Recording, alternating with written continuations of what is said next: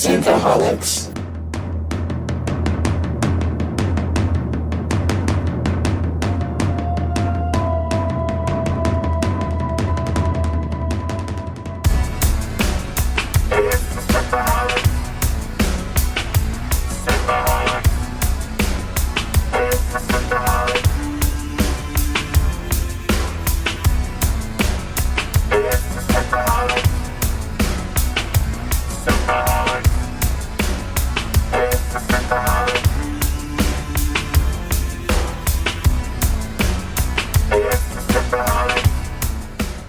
Welcome to Synthaholics. Thank you so much for downloading this episode.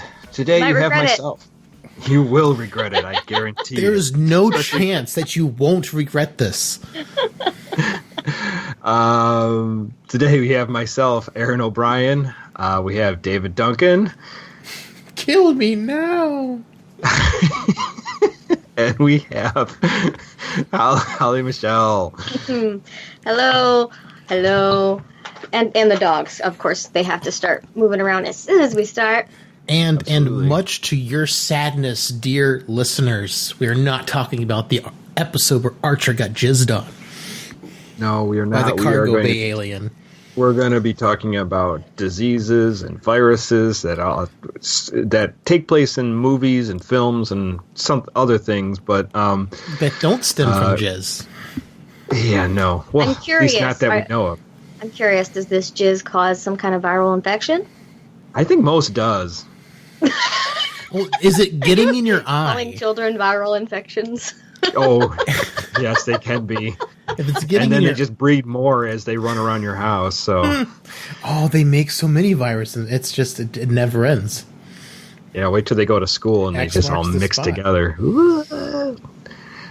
Yeah, so this episode, because we have the COVID-19, we've been in isolation and locked down for I don't even know how long now.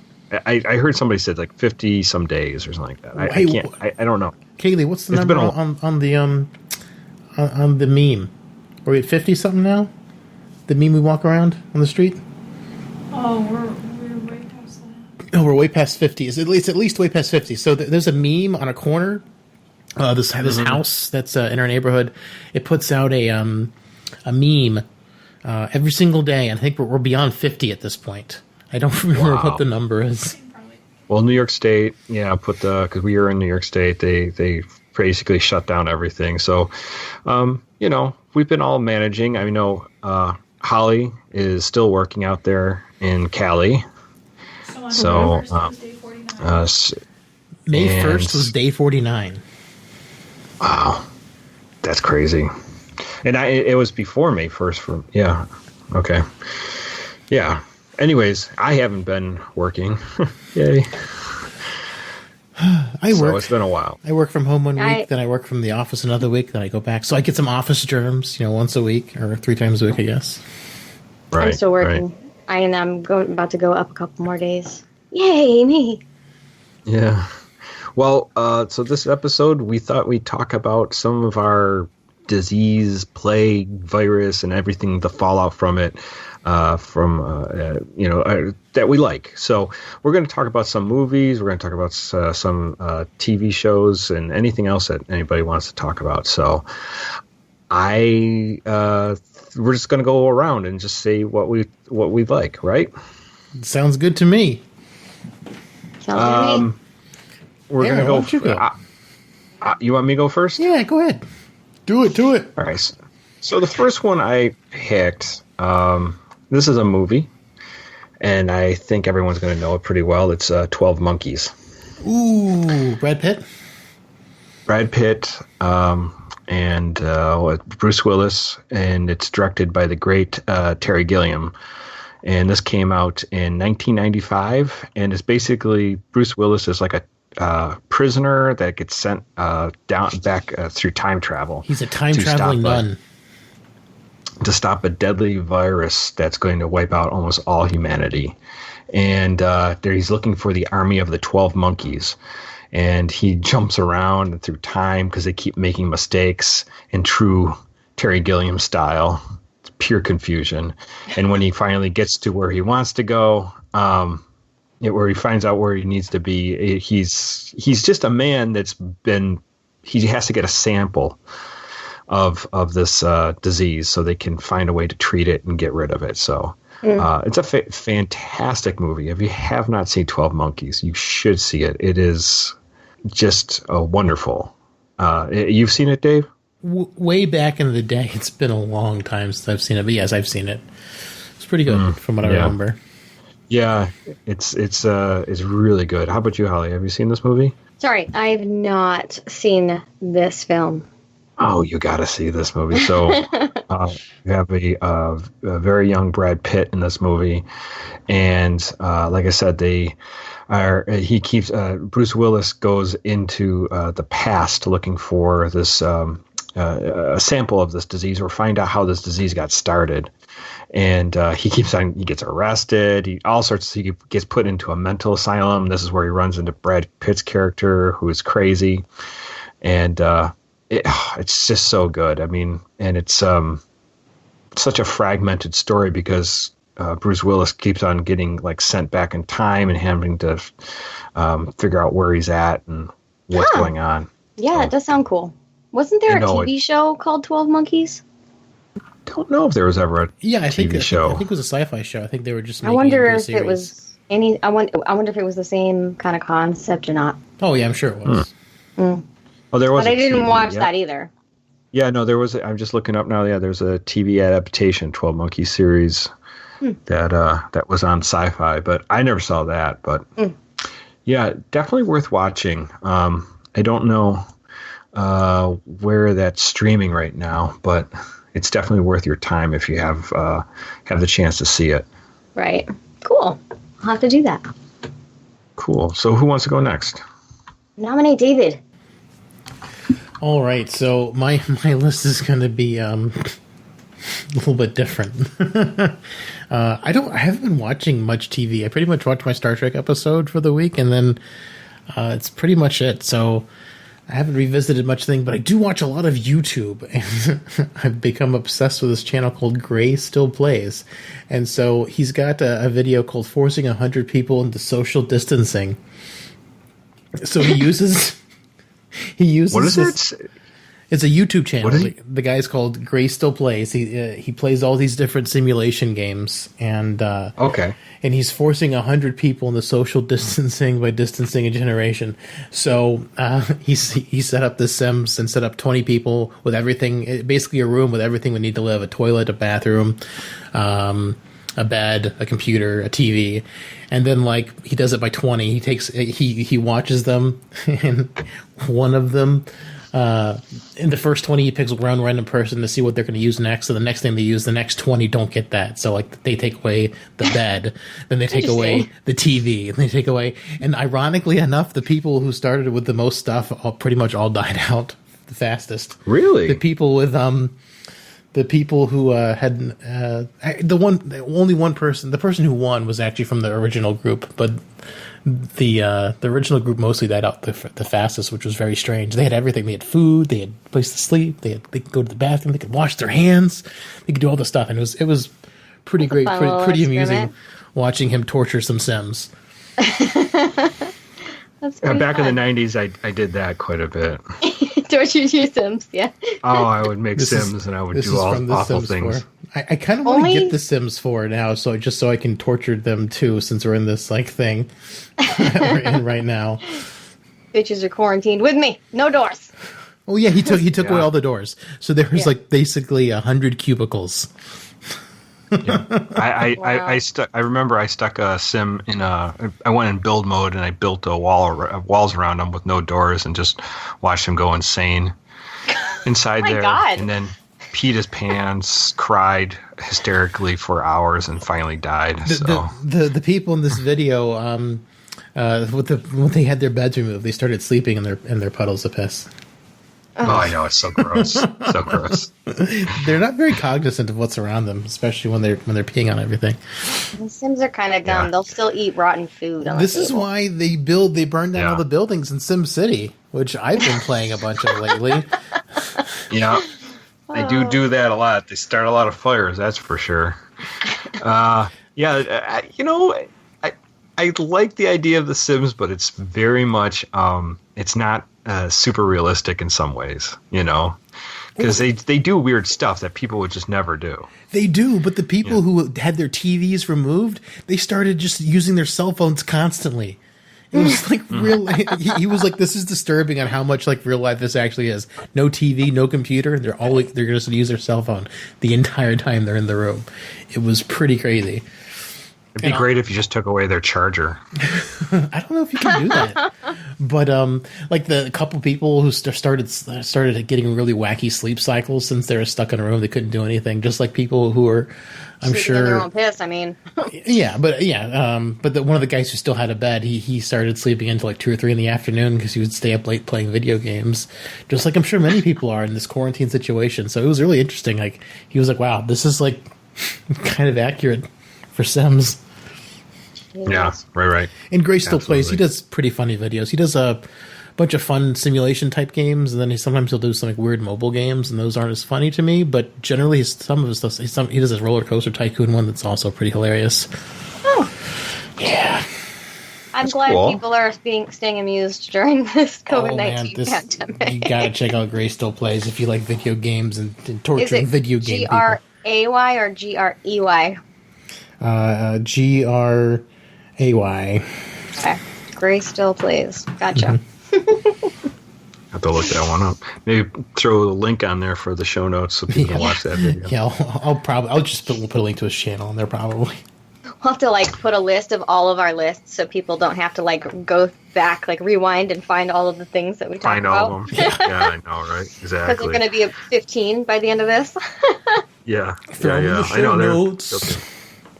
How about you, Holly? What's your next one? So my first one, it just makes me laugh how funny it you know, I watch Futurama all the time, and there's an episode of Futurama called Cold Warriors. Cold Warriors. Do you guys watch Futurama? Is that the I one have, I where got- he thinks he wakes up in the future again and the world's run by children? No. So this is season 8, episode 11, I think, and it's where Fry takes some ice fishing and he gets a cold, and the common cold has been dead. The human race has not been exposed to the common cold in 1,000 years, and he gets a cold while they're out ice fishing, and he's like, "Oh, it's nothing. It's just the common cold," and they're like.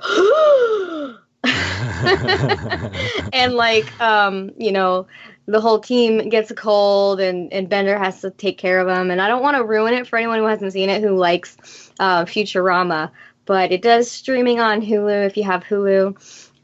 It's really funny, the way that they try to quarantine them and then try to eventually eradicate the the virus, and how they end up potentially getting. I'm not going to say if they get rid of the virus or not. That'll be too much fun. So That's funny. I don't. This is. I was looked it up. This is 2011. So this must have been when they redid Futurama when it re-aired it. Yeah, because I don't think I've seen all those. Oh, okay. There's a lot to see at that time. Futurama's like Family Guy. It's come and gone a lot of times. Well, yeah. I mean, I guess for at least, I think they brought it back in like 2012, and then it died again, and then they were like, one more season in like 2015, and it was like, okay, this is the last season. We promise. I'll have to catch up on that because I do enjoy Futurama quite a bit too. Yeah, it's really good. Well, this episode is really it's really perfect for our situation.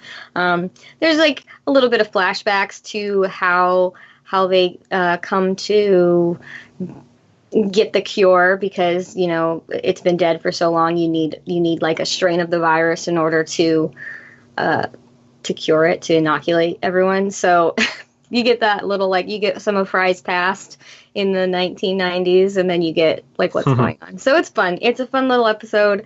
And yeah, you can watch it on Hulu, or if you own it, break it out. Yeah, I'll have to look that one up. I haven't seen that one. Yeah, it looks. I'm looking it up now. It looks great. It was literally just Futurama. like I was just listening to Futurama the other day while I was cleaning the house, and it came on, and I went, Bryce got a cold. Oh, this episode is going to be perfect. Yeah, that's great. Yeah, that's perfect. Yeah, I'm looking at they got the whole base there all plasticed off. Oh yeah, shrink wrapped. Yeah, shrink wrapped and everything. Yeah. I don't want to ruin it, so I'm not going to say what else they do with the shrink wrap, but it's funny. I mean, they don't do anything gross with the shrink wrap. Don't be dirty, David. But like, there's this part where Bender, you watch Bender spread the germ. Oh, really? Yeah, that's great. It's pretty funny. Seems like something he would do.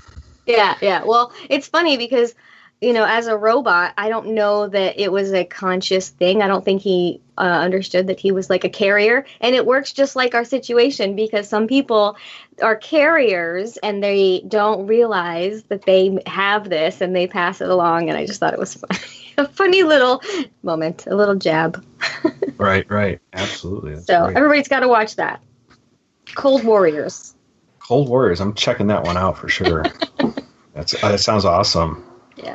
My next one isn't necessarily on a plague, but it ends with a virus plague. Is actually kind of like goes to what your Cold Warriors is. The 2005 remake of War of the Worlds with Tom Cruise. Did you guys ever see that one? Oh yeah, I saw that. I did, and I liked Little Fanning, but I just don't like Tom Cruise. And then they had Scary Movie 4 where Charlie Sheen was sleeping with, was it the girl from the Parent Trap remake? Parent Trap remake. Lindsay Lohan. He was sleeping with Lindsay Lohan, whatever. And like it was an iPod that started singing music to it. That was a terrible movie. I'm sorry. I didn't realize Lindsay Lohan was in that. I'm pretty sure the girl that was in that, wasn't that? I think she wasn't a main star. It was just like Charlie Sheen was in there with two different women. Like random? Yeah, it was just two random people, like two random stars. They weren't. I don't think they were in any other scene other than the one he wakes up next to him at the beginning of the movie. Oh, okay. And he has like why did you bring that up, by the way? Because that Scary Movie 4 parodies the Tom Cruise version of War of the Worlds, because they show the tripod come up, but it's like it looks like an iPod. It's an iPod. Yeah, but it's called tripod. Yeah, it was dumb. It was awful. I'm sorry. I'm so sorry, everybody. I told you you'd regret this. I don't think I've seen past. I might have seen Scary Movie 2. I'm not sure. Yeah, Can't remember. I've seen one or two of them. They got extra bad after 2. Yeah. They weren't that good in the beginning either. So no, they just took a nosedive in quality after the first one.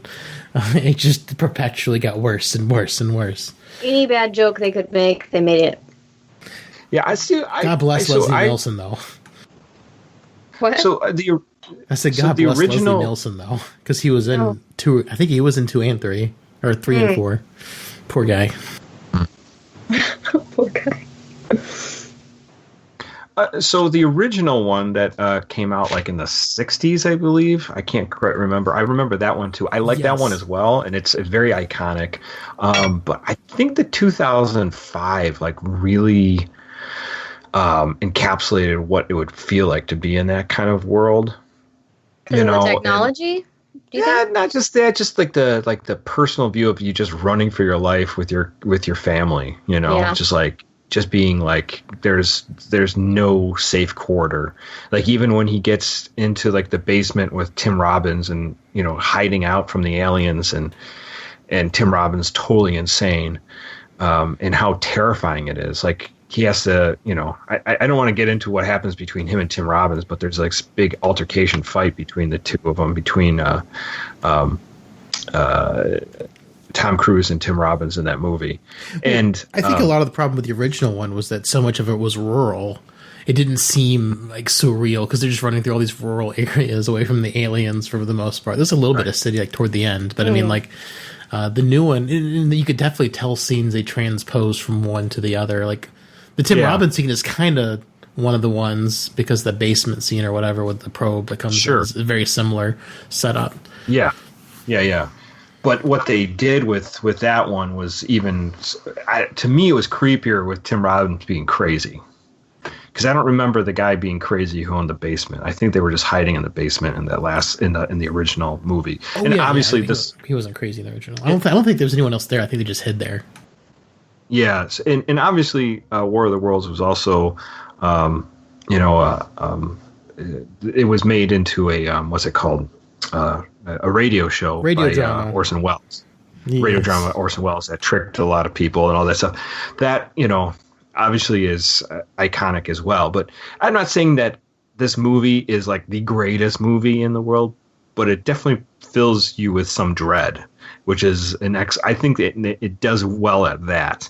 And then obviously at the end, spoilers if you don't know, the end of War of the Worlds is, the aliens all die from a viral infection.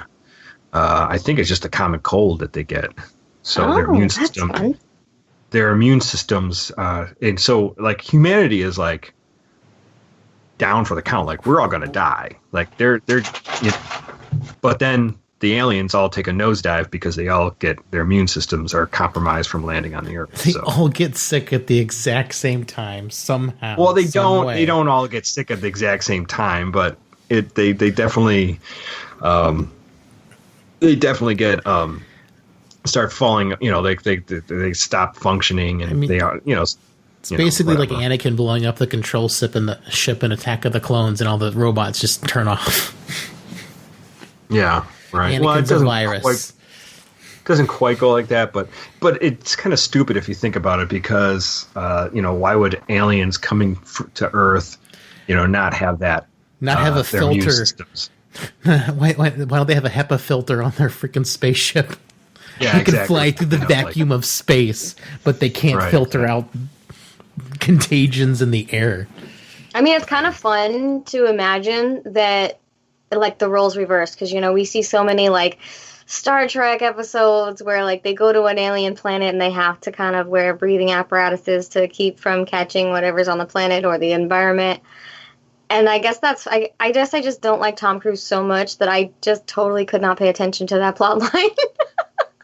Really? And I didn't pick up on that at all. Really. It's funny because I don't like Tom Cruise as a person, because I've heard a lot of stories with him, his involvement in Scientology.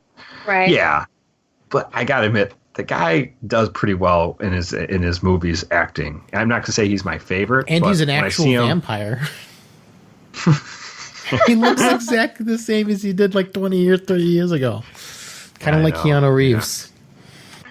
That's the thing is, when you're that rich, you can just keep on getting all that constructive surgery to make yourself. Botox. You've all seen Death Becomes Her, right?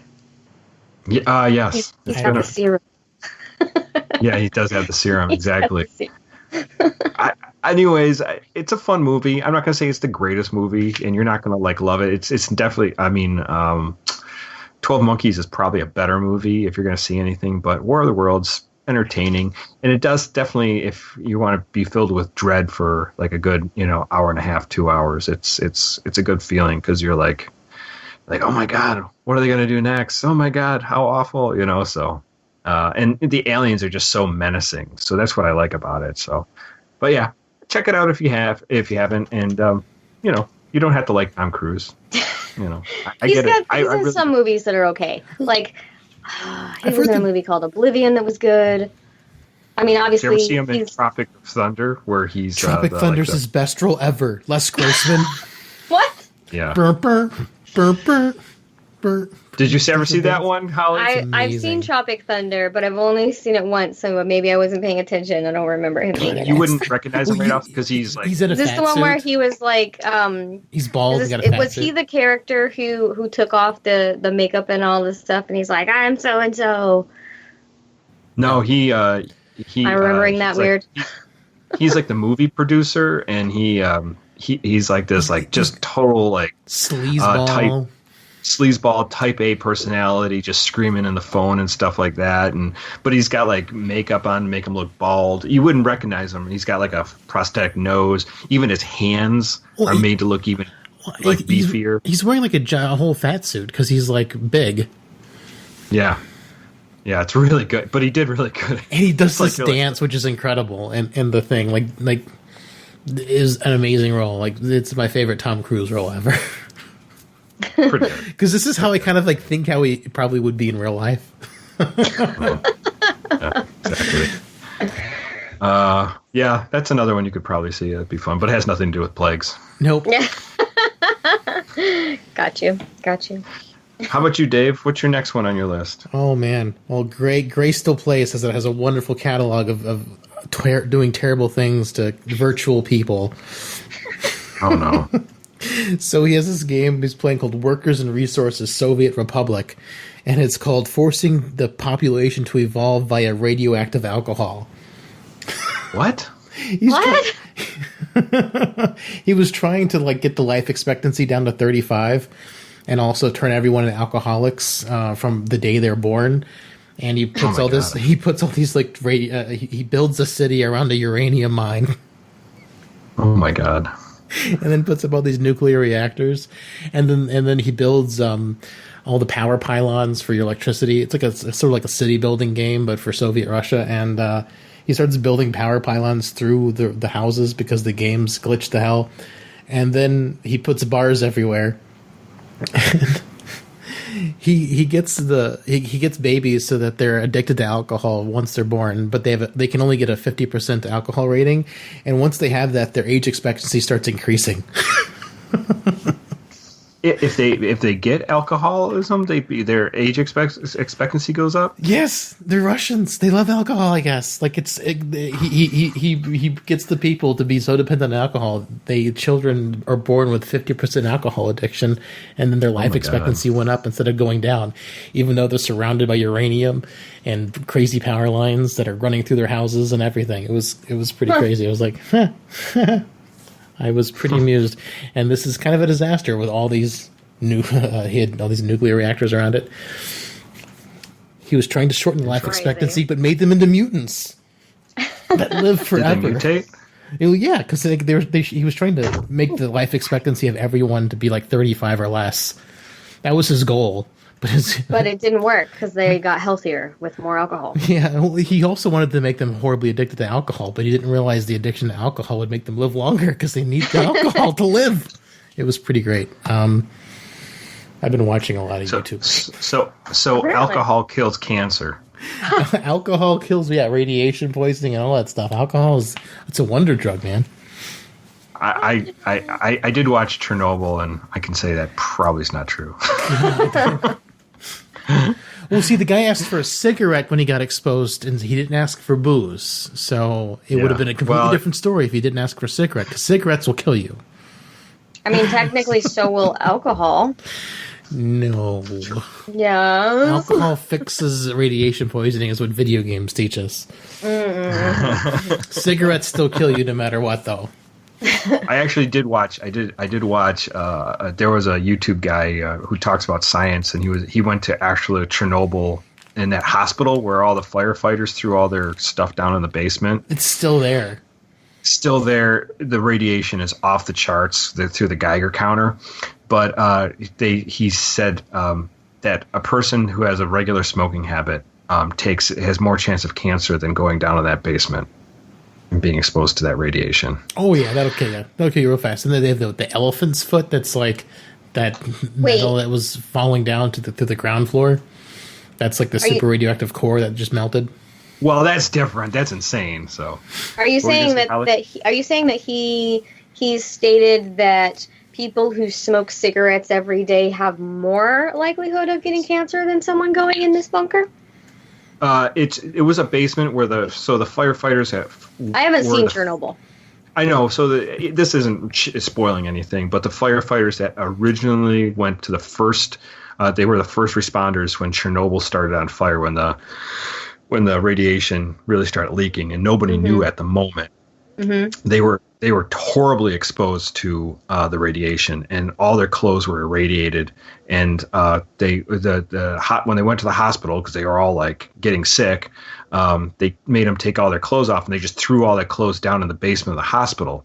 Apparently, all that equipment, all the firefighters' equipment is all still in the basement. It's highly radioactive, wow.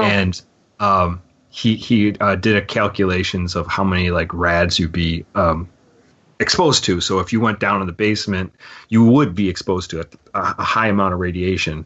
But apparently, a lifetime of smoking cigarettes or regularly smoking cigarettes, you expose yourself to more cancer poisoning than that radiation. So, I mean, again, who knows? Cancer's crazy though, because you could never smoke a day in your life and have lung cancer, and you could smoke your entire life and never have lung cancer. So therefore, cigarettes are safe. No, but the thing is that everyone's biology is different. Some people are far more resistant to cancer biologically, and other people, like, the sun hits them the wrong direction and all of a sudden they have cancer. So, who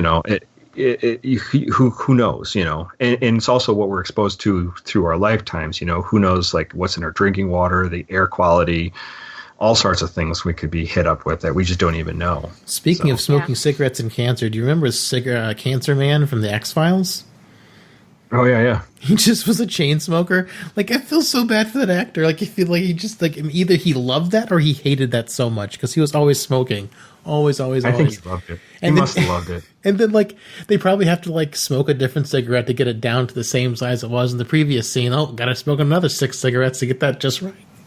I'm pretty sure they could come up with a way to make a cigarette like a fake one. But yeah, true. I mean, the X-Files was like early 90s. So they spent half the budget on actual cigarettes. Do you guys remember when people were allowed to smoke, like, in restaurants? Yes. Restaurants, the good old days. Such a weird time. It's so weird. I remember when they finally outlawed cigarette smoking in restaurants and places in New York State, and then I went to Pennsylvania and I was at a restaurant. People were just smoking like chimneys. I was like, what the fuck? What is this place? I think it's still okay in Nevada. Oh, I'm sure it is in certain places. Yeah. It's just weird because it's like when you go in, it's like feels totally different. So yeah. I remember that smell. You see this is why coronavirus is killing us. We didn't put we stopped smoking inside of places, so we just got to start smoking inside of places so we can get more carcinogens to fight off the coronavirus. When I was younger, I used to be around so many guys that just smoked, and I never smoked, but just the smell of secondhand smoke always around was just a thing. Secondhand smoke is probably one of the worst smells ever. Like, even like people, like, I had a coworker who used to, like, smoke, and, like, he'd come back in from breaks and was like, oh my god, go away, take a shower, put on cologne, do something, please, for the love of God. I don't know. Yeah. I'm not a fan of secondhand smoke. Like, I like cigars, but I usually, like, jump in the shower after one so I don't smell too bad. Yeah, cigars can really stick with. You know what's a great smell? Pipe tobacco. Yes. It smells so good. But that's bad for you too. No, it's great for you. I used to smoke pipe at my first college, Bellhaven, and, like, I wasn't super popular, but, like, man, all these people would stop by and, like, oh, it smells like my grandpa, and they just walk away. They wouldn't do anything else with the conversation other than that. And I'm like, oh, they just want to be with you just to have that smell. Just to have the smell, have the nostalgia, and then they'd leave. And I'm like, oh, thanks for not wanting to treat me like a person and talk to me. Just leave. Yeah, that's fine. I'm lonely. I'll start a podcast. If you would have dressed like Gandalf, maybe you would have people talk to you more. I even had the long-stemmed Gandalf pipe. That's what I smoked at college. No, I didn't have a hat, but I wore the ring on a necklace. Oh, there you go. Mm-hmm. How about you, Holly? What's your next one? Okay, so I was gonna break it up because I've got like two ones to watch. Well, I'm just gonna do a popular film. That's all I'm gonna say. 1995's Outbreak. Y'all seen it? I have seen that. I think it's out on. I think so. I think it's on Netflix right now. It is on Netflix right now. Wasn't it like a TNT original? I think I saw it on TV. I don't know. No. It's based on a book. I know that. It was Dustin Hoffman's in it. Mm-hmm. It's a big movie. Is it Michael Crichton book? What's that? Isn't Michael Crichton who did Jurassic Park? I don't know. I just know that it was an interesting film, and I watched it when I was little. But But if nobody, if anybody needs to know about it, basically there's an Ebola-like virus that's spread from a monkey. And I guess the whole idea of the film is like how far or what the government and the military is willing to do in order to contain that kind of a virus. And for sure. Yeah, so a little bit of the story, a monkey gets stolen by a guy who wants to sell it on the black market, and he contracts this virus from the monkey, and then the virus spreads from that guy. And so they have to figure out how they're going to remedy the situation. I know so this is actually, it's not off Michael Crichton book. It's based off a book called The Hot Zone by Richard Preston. Hot Zone. But it's a nonfiction book, so they made it into a fictional movie. Yeah, it's been a while since I've seen it. Actually, it's been up. Like I said, it's on the Netflix feed, and I think it's on Amazon Prime too. But I've been meaning to pop that on just because of I can't remember if there's anything really gross that I can't have the kids watch it. I can't remember. I mean, I don't know. I watched it as a kid, but I think we've decided that my parents exposed me to way worse things than you would expose your kids to. So, cocaine. But I think I'm an okay person, don't you? I do that fine, right? Yeah, but I mean, I don't remember anything terrible, but I also watched The Langoliers. So. Okay, right. Yeah, I don't know. It's a good. I don't think it's like the greatest movie, but it's definitely a great movie for this kind of subject. Yeah, definitely, No. definitely. But yeah, that's when I'm trying to see what this thing was rated. Can't seem to find a rating on this darn thing. Don't they have ratings anymore? What's a rating? I know, right? Anyways, that's definitely in. I think I saw on there was a. I can't remember if it was a YouTube thing. I don't know if it's through Vanity Fair or somebody else, but they talk about they get somebody ask the experts, and they had a guy from the CDC or somebody who deals with infectious disease, something like that. Watch the movie and then break down every time they've done something that they shouldn't have done. Yeah. Did they watch Outbreak? Yeah, they watched Outbreak. And the guy literally went through and was like, oh, you wouldn't do that because you would spread. It's just even the common movements that they would do, how they would touch something or they shouldn't touch something or how it's just little things. I'll have to find it. I'll send it to you. It's actually kind of long. I think it's a 20-minute video because the guy goes through all these little parts of the movie. That's cool, though. But it's really interesting because you're these guys are meticulous when they deal with outbreak and contagious diseases. They're what you can and can't do. The movie's rated R. That's why I just found it. Yeah, good call. It is a good movie. I couldn't not mention it. I mean. Oh yeah. Do you remember? It wasn't right after the Ebola virus, but it was it was still fresh on people's minds, and they were like, a movie about the Ebola virus? What? And it's not the Ebola virus, but this still. is 1995, and I think Ebola first came out in the 70s, but it only killed a couple hundred people in the very beginning, and then it's had different strains over and over, and obviously we had that big one back in 2010. I have different strains a couple times a day. Oh, of Ebola? No, bowel movements. Isn't it Ebola movements? No, not Ebola movements. That's a different movie. It's a different strain? That's a different strain. Don't strain when you're pooping. That's why I have lesions. Oh, no. Well, I'll go on to my next. Now, this is another one that's not quite about disease, and it's insinuated disease. So this is the 2006 movie Children of Men. This is with Clive Owen. Oh, yeah, I saw that one. Suddenly, for no reason, we're not really sure why, that there was, it takes place in 2027, human infertility just goes down to nothing. So apparently people can't conceive any more children, and it's kind of like it could be because of a viral outbreak or something like that, but it's never really fully explained. Futurama has the answer. They all became robosexuals. What is it? Futurama has the answer. They all became robosexuals, and people stopped doing stuff with a few other people. Oh, nice. Right.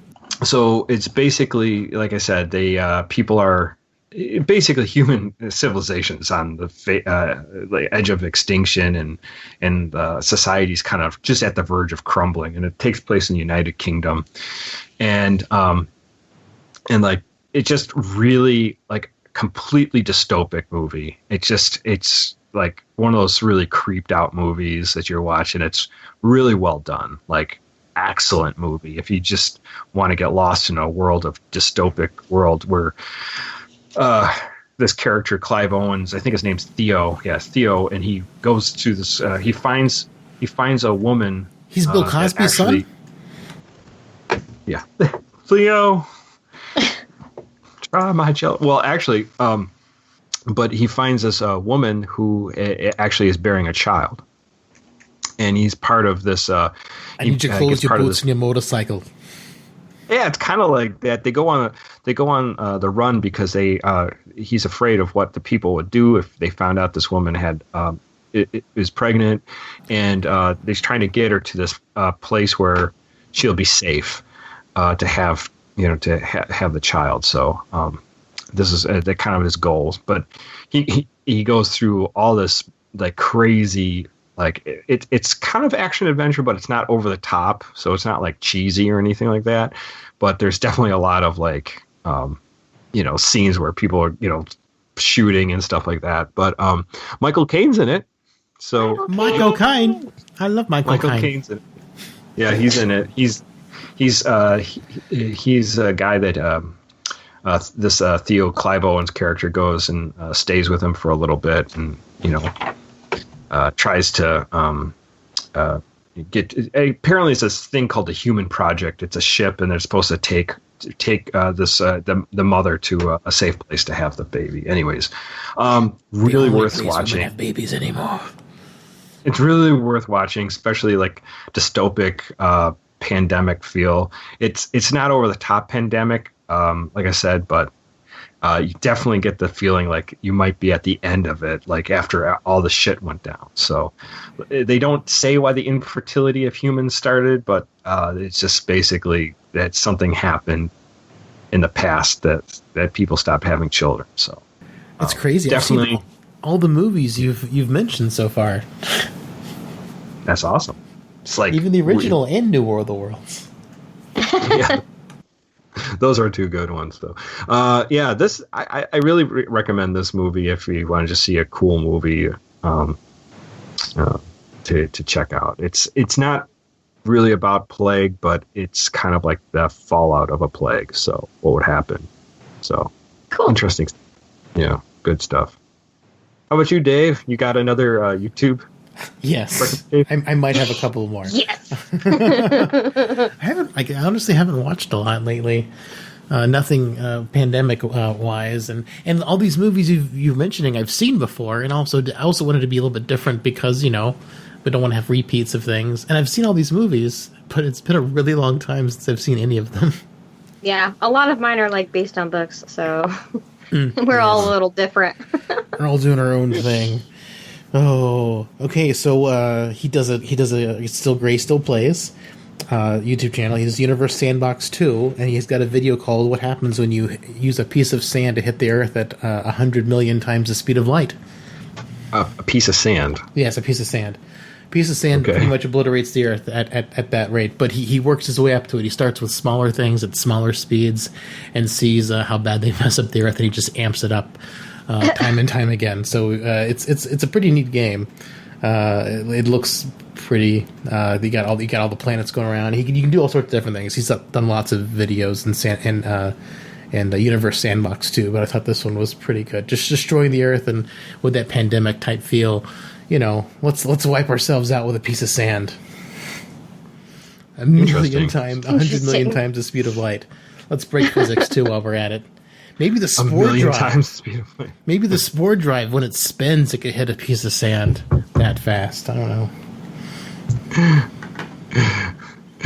Yeah, I wonder what that would be like. I mean, how could a piece of sand go a million times the speed of light? 100 million times the speed of light. Who knows? This game lets you break physics in really fun ways. Apparently. But it also like shows physics in a pretty interesting way, because he does other things with black holes where like you'll see them just fling off into space, or like black holes may not consume everything as much as they just like scatter like collections of things they run into, which is pretty interesting.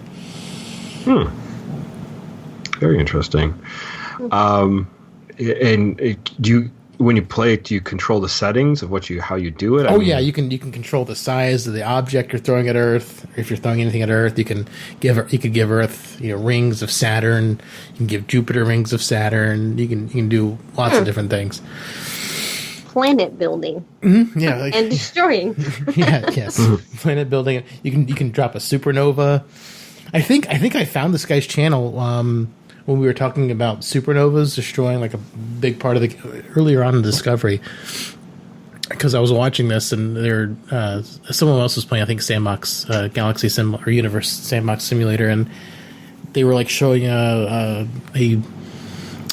supernova at 50,000 light years away or whatever, and it was still like depending on how it spreads and propagates, it could damage things pretty far away. I was like, that's way more than I thought it would. So it was kind of interesting. Nice. Yeah, very cool. How about you, Holly? What's your next one? So my next two are going to be book series. Cool. The first one I'll do is the most popular one. Have you guys watched the Maze Runner films or read the books? No, I'm not even aware of it. Okay. So Maze Runner is it's fun. It's a fun film to watch, and especially since you've never watched it, I'm going to try not to spoil anything, because they're pretty good films. They're pretty good. So the great thing about the movies, at least, is that the first film is really interesting, but it's not the plot. So it sets up what's actually happening, and the ending of the first film has a really fun cliffhanger, and it goes right into the second one, and then the third one you kind of get the entire picture. So it's really fun. It's really fun.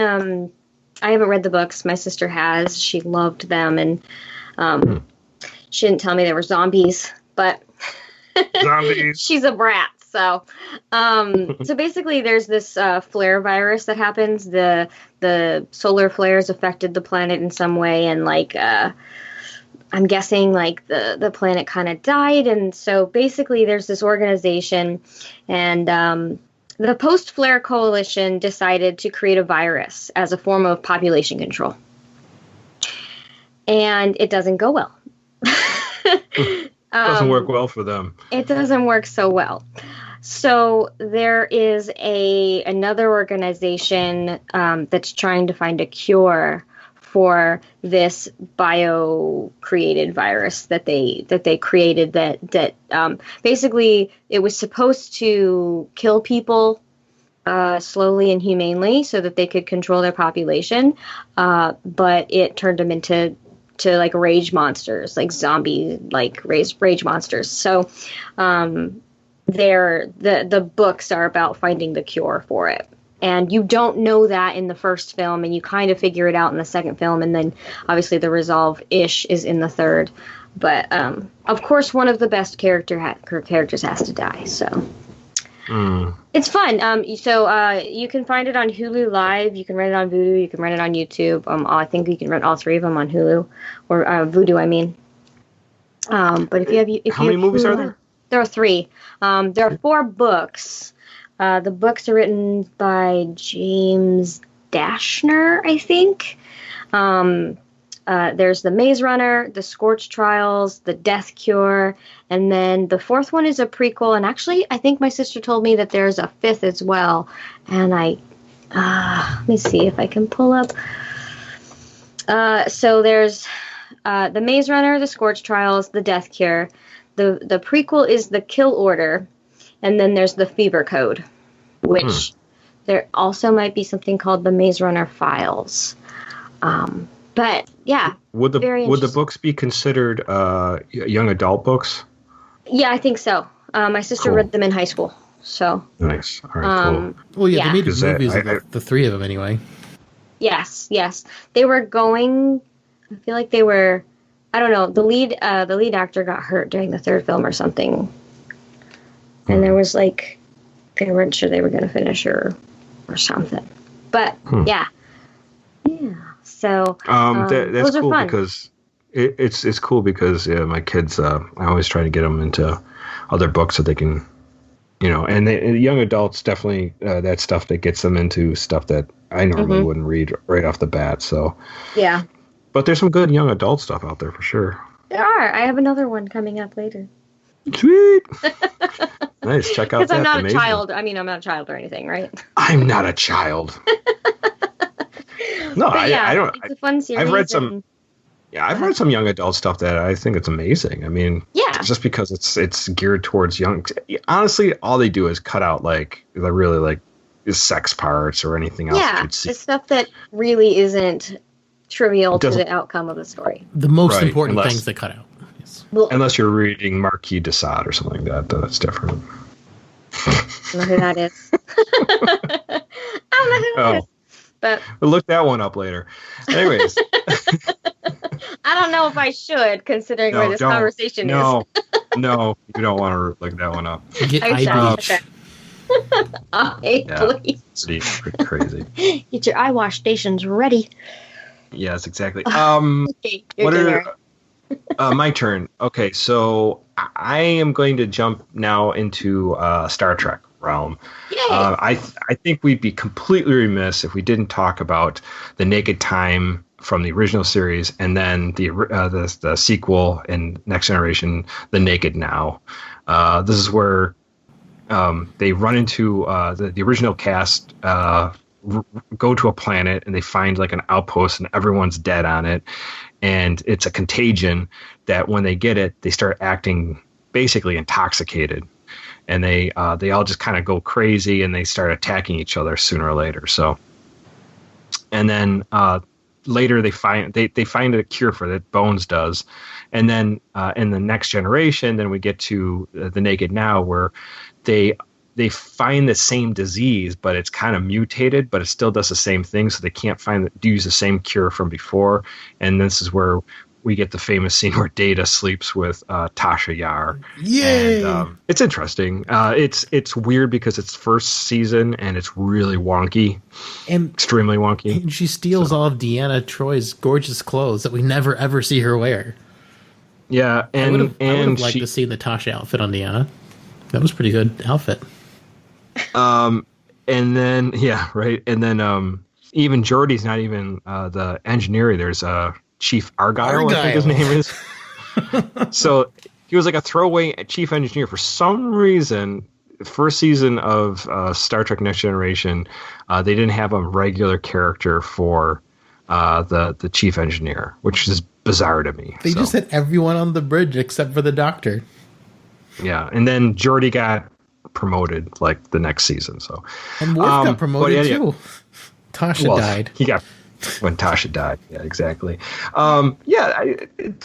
They're both pretty iconic when it comes to a contagion disease. So I'm not going to say these are both great episodes, but they are definitely fun to watch because there's lots of laughs to be had because it's so bad. Sulu's running around with a rapier. Trying to fight people in the hallways of the Enterprise. Spock cries. Shatner overacts. It's great. So no, not Shatner. What? Yeah. Gamesters and Triskelion overacts. I would have to say that the Naked Time he overacts more than Gamester Triskelion. So wow, it's been a while since I've watched that one. Then at this point in TOS, is it overacting or is it now part of the character? Oh, it's gotta know. It's just part of the character. It's just, it's just what Shatner does. It's pretty funny. I mean, it's good. I mean, he does a good job, but it's so over the top. So, but if you look at it from an acting perspective, I mean, his acting completely changes in the movies. Oh yeah, I mean, like like the overacting is like part of the character in TOS, but when he comes to the movies, he's like, I'm going to be in a movie now. I'm going to be way more serious. People are going to take this shit seriously. Right. Yeah, Shatner definitely said that why he did some of that was because it was to get because he had to make it more believable in some. Not yucks, but more to become more believable, because a lot of people were just like, it's just a silly sci-fi show, and he wanted to make it more dramatic. So, whatever, part of me likes it. I'm glad he did, because the movies would be so different. If he was like TOS over the top Kirk. I almost kind of want to see an alternate reality where that happened, and they're all like super hammy. Yeah, just to see if they're as good as they were. Because him playing the character seriously gives the character so much more gravitas. In the show, he's just completely silly, usually. Right, exactly. Yeah, so the one thing with the TNG, the Next Gen one, was the Naked Now. I remember, being weird because Data gets infected with it. So it doesn't make a lot of sense that Data's in. But Brent Spiner's just such a comedic actor. He just lends himself to it so well. Acting silly, so which is weird. They had to play a person who like has no emotions to be able to act silly with. Yeah. It is funny to watch, but it doesn't make any sense. So, so definitely watch those if you're looking for those. Those are definitely some great ones to watch. The rest of my list are all going to be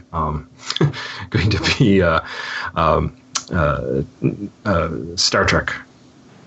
References, so just because, as it should be. I mean, this is a Star Trek podcast. That's what we do. That's how we do on the Star Trek Synthaholics podcast. It always gets into other things every now and then. How about always you, Dave? Now and then. All right. So, have you ever wanted to build a machine gun out of airports? A what? A machine gun out of airports. A machine gun out of airports or air parts? Ports. Using I was thinking air parts too, but then I was like, air doesn't have any parts. I don't understand. Airports, yes. So Gray is playing City Skylines, and he's like, I'm going to make a machine gun out of airports and just have all the planes fly up in the air. But he makes so many, and they just start flying in circles, and they turn into a giant hurricane. He makes a Category 10 hurricane out of commercial airplanes, turns them all pink. And then the pollution just goes way out of control and people start dying. I just don't understand. The airport is in the shape of a machine gun, and like the runway is like the barrel of the gun. Well, he puts like 30 airports next to each other, shoots them out all in the sequence, so that it would be like a machine gun of airplanes. So basically, air traffic controllers would be losing their mind right now. Yes. There's so many planes in the air, it turns into like a Category 10 hurricane because they just start going in these giant circles. Gotcha. With no place to go. Actually, my parents were on a flight in... Where were they coming? They were coming from the West Coast to the East Coast. And there was a big ice storm, and they weren't allowed to land.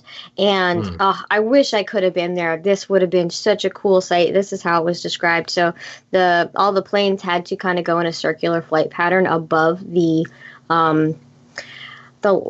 airport. And so planes were stacked above each other going in circles, and you could look out the window and see planes above you.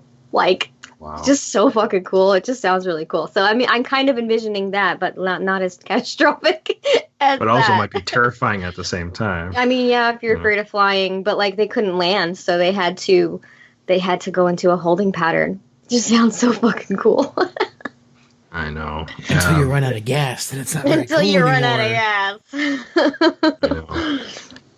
Yeah, it's I was on a plane waiting to take off in Orlando years ago, and there was like, I looked out the window and there's like a zillion planes waiting, queued up to go, and I was like, oh my god, I'm never getting out of here. It took us over an hour to take off because I think it was like bad weather, like a lot of rain or something. So yeah, so I've been stuck in a plane for a long time, for waiting. So sucks. Yeah, it's never fun. So Because there's anxiety in flying, so then you're waiting to go. It's like more anxious. Oh yeah, and not just that, but then you're like just stuck with a bunch of weirdos. You know, I was fun people on the airplanes. I don't talk to fun people. You don't have any single-serving friends? What? You don't have any single-serving friends? Single-serving friends. I don't know. Like you met them once and you were friendly, and then it was it. Well, it's what he calls people he meets on airplanes in Fight Club. Fight Club's a great movie. It's not really a disaster movie, unless you're talking about credit card disaster for City of Miami. Yeah. Other than that, it's a great movie. I love it. You know, the couple times I've flown, especially by myself, I say hi. We talk like for a second, but I don't really get into it. You put your hand on their lap and let it linger a little too long. Yeah. That's called sexual assault. Don't be doing that. No, I haven't. I don't really talk to people too often. Once in a while, I talk a little bit, but not too much. So. You don't like pull out a book and like stick it in their face and like read this. Yeah, no, yeah, no. I actually basically bring a book with me and I just read. Read Dune. Lock Do it out now. the world. Do you talk to people, David? Do you fly much? Yeah. I don't know. Usually I gotta be talked to first, I think. Oh, really? Yeah. I'm like one of those. I usually play like Game Boy or Switch or laptop, or I usually do some sort of video gamey thing on the plane. Yeah. Gotcha. I believe it or not, I'm sure you could believe it. I'm like a nervous talker, so I'll start a conversation first. I think I flew back from Colorado to New York to JFK, and it was like, what's that? It's like a 6-hour flight. I talked to this like retired couple who goes to Ireland every year for a family reunion, and they were like showing me pictures of their grandkids. I was like 13. It was like great. Like telling me about their lineage, and like I just get people to talk to me. That's hilarious. Yeah. Are you going to spawn children? Well, I was 13, so probably not. No, that's what you asked them on the plane. Are you going to spawn children? Tell me how many. They were older. Describe it to me. That's not an appropriate question. But like we had like a gay stewardess sitting in the back with my mom and I. We were flying into Vegas, and he's like, "Yeah, it's great. You should totally be a stewardess. I fly so much, and I got this penthouse here, and I got this penthouse here, and I fly all the time." And he was really nice, but he literally just like sat down and hung out with us. That's fun. Yeah, I don't. Yeah, I try not to. I try not to talk to people that much. Not that I don't want to. It's just like I'm just like what. I don't want to be like pushy. Yeah. Although the last flight I was on, I remember some guy reading the newspaper, and he kept on like snapping the paper, like when he'd like would read it, and it was like really annoying. It's like, yeah, I was like really annoying. I was like, what the fuck, dude? So yeah. Some people are not able to airplane again after the Rona. Yes, you will. No, someday airplanes are going away. No, they're not. We're going back to walking. Horse and buggy, but no, I'm just kidding. No, they're not going away. Hey, the Pony Express is faster than the U.S. mail service sometimes, so you gotta wonder. I've been to the Pony Express. Okay. Hey, really? I mean, it's across country. We stopped there. It's taken me over a week to ship something from Buffalo, New York to Texarkana, Texas. Granted, no one goes to Texarkana, Texas, but I can send mail there, so they should go there whenever I mail something, right? I've gotten things from California in 2 days. Yeah, I know. That's what I'm saying. But from New York to California. I understand. I know. I sent you something that came to you that quick, I think. No, but like I'm sending it to Texarkana, which is not even half the distance. It takes over a week to get there sometimes. That's just poor planning. Not on your part. Well, anyway. You're up. That was a long dirt road. I'm up. Long dirt road to Texarkana. So my next pick is another series. And I just want to say, it's a young adult series, and I don't know.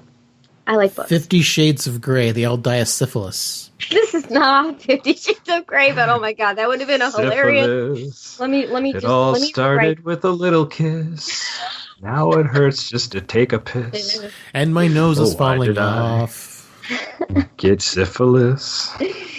So, the next thing I selected was the Lunar Chronicles, and at a first glance, it's really like an interesting a new take on like Cinderella and Little Red Riding Hood and Snow White and Rapunzel, but there's this underlying fever that it kind of goes through the books, and so the disease is called leishmaniasis.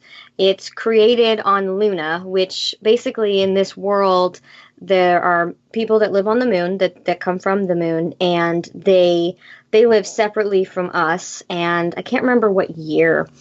Gosh, it's like 23 something. I don't remember. No, that's really far. It's 2 days before the day after tomorrow. 2 days before the day after tomorrow. So in other words, today. Jeez. Let me see if I can find like a date. I don't see a date anywhere. So anyway, the virus is it's just like it's like a disease that was on the moon, and most lunars are immune to it, but it does mutate, and there's a cure for it, but the queen of the moon does not permit any of these lunars to live. And so basically she kills any what they call a shell. They kill any of them. And what makes them a shell, you have to read the books. But she plans to infect the Earth and she's got the cure because it's a disease that comes from Luna. So she's got the cure. So she's going to try to take over the planet. No, she doesn't have the cure on staff or anything. Yes, when she rolls out of her carriage. Hello, I'm Robert Smith. I'm going to write you a couple songs. They'll probably make you feel sad. You know, she just rolls around. She's their entourage. She takes them places to tour. Bunch of goth entourage. That'd be great. Jeez. Well, anyway, it's a blood disease, and it kills you in a couple of weeks. Like as soon as you get it, you are quarantined, and you are not allowed to be seen by your family. You are seen by robots and other people who are infected, and that's it. So. I just felt that it was a good one to mention, especially when you're all sitting at home. I know I have copies, physical copies, but I also have it on my Kindle. They're not very expensive, but it is a fun world. And if most of our listeners are guys, they're not going to want to read about Cinderella and crap. But Cinderella's a cyborg, so that's fucking cool. That's cool. Yeah. Alita. Does she take off her arms and beat people with them? Her foot maybe. So yeah, Cinder is a cyborg. Scarlet, she's got like, well, I'm not gonna ruin any of it, but anyway, it's cool. And it's got that disease and people dying, and so it affects everyone, and it's pretty cool. It's pretty great. That is written by Marissa Meyer, and I fucking love the world that she built. It's really cool. I feel like CEO? I am Cinder. How many books is Yahoo CEO? Marissa Meyer? Marissa Meyer. Oh. How many books is it in the series? So there are 5. There's Cinder, Scarlet, Cress, Winter, and then Fairest, which is like a prequel about the Evil Queen. Okay. Cool. Yeah. Nice. It's pretty cool series. Your daughter may like it. How old is she again? She's 10 now. 10, yeah. It's definitely a young adult series, but it's really cool. I think 10-year-old is a good age. Yeah, there's a website where you can go and look at like parental ratings for like ages on certain book series. I don't know. If she's been doing graphic novels lately, so but like kids graphic novels. She's not reading the watching. There's a Lunar Thistle graphic novel, and actually there are two or three spin-offs to this as well. Okay. Wires and Nerve and Rebels or Rebellion or something. I don't have those ones. But yeah, no, I'm pretty sure there's a graphic novel as well. Because she would definitely, if there's a graphic novel version, she'll definitely read it. There might be. Yeah. But yeah, that's my next one, and yeah. Cool. Fun Nice. times. I like that. My next one is another Star Trek one. This is the Next Generation Symbiosis. This is I think we talked about this at some point, Dave, way a long time ago, but I don't think it was I think it was part of I think it was a Prime Directive when we talked about this. This is the one where there's two planets that are a part of a society that one has a disease and the other one has this cure, and they're trying to peddle the cure to this other people, this other planet who has the disease, and they're supposed to. The Enterprise is supposed to broker a deal between both of them, and what happens is they find out that they never had these people have had a cure for the disease all the time. They're just hooked on the on this medication that they gave. Oh, it's the one where David was on. Yes, it's what's his that name? actor Bennett. I forgot his name. Right. He freezes Riker with the silliest face on. Yeah, it's because they have this weird like electrical power where they can discharge electricity off of their hands. But I just thought it was a really well done episode, and it's like Picard has to walk this tightrope with the Prime Directive. Thankfully, it kind of worked out in his favor to make how to deal with it. But it's definitely this is an episode that's you can go back and watch and it's not like a shitty episode. It's first season too, so it's that's saying a lot. So because I enjoyed first season's usually pretty hard rough. to watch. Yeah, hard to watch for sure. But yeah, you can definitely go and watch this one, and it's Symbiosis. It's first season. It's episode 21. Yeah, so Nice. a great episode to watch if you're looking for a good disease type episode. Which you find out they don't really have it anyway, so everything's fine. No, that's sad. Yeah. They were trying so hard to get rid of it, and they never had it to begin with. Well, they did have it. They just don't have it anymore. So, Merritt, what's his name? Merritt Buttrick is the guy who played the character who also was Kirk's son in Wrath of Khan. He died pretty young, though. Didn't he die like relatively soon after that episode of TNG? Because I feel like he died young. Did he? I don't know. Let me look it up. I'm not really aware if he died. Oh yeah, he died. Yeah, 1989. Yeah, like right after that episode, basically. Kind of, yeah. Yeah, it's crazy. My random memory doesn't fail me all the time. It helped me this time. I remember things. My brain works sometimes. Completely useless information, but there it goes. So anyway, there we go. Dave, what about you? What's your next one?